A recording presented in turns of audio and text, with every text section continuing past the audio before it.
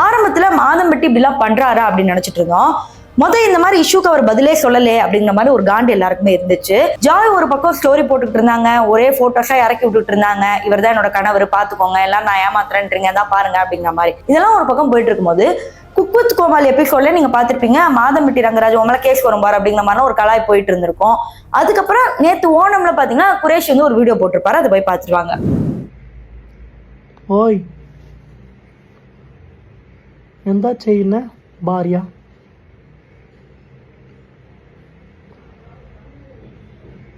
കാഫി കളിച്ചു, ബ്രേക്ക്ഫാസ്റ്റ് കളഞ്ഞു,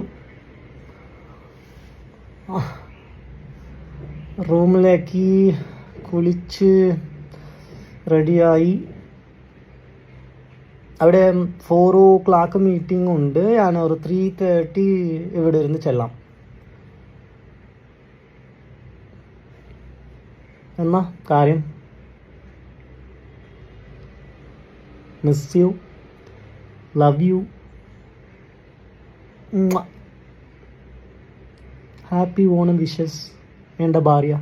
ஸோ இந்த வீடியோ நீங்கள் எல்லாருமே பார்த்துருப்பீங்க, திருப்பி சொல்ல வேண்டிய அவசியமே இல்லை, கலாச்சி தான் பேசியிருக்காரு.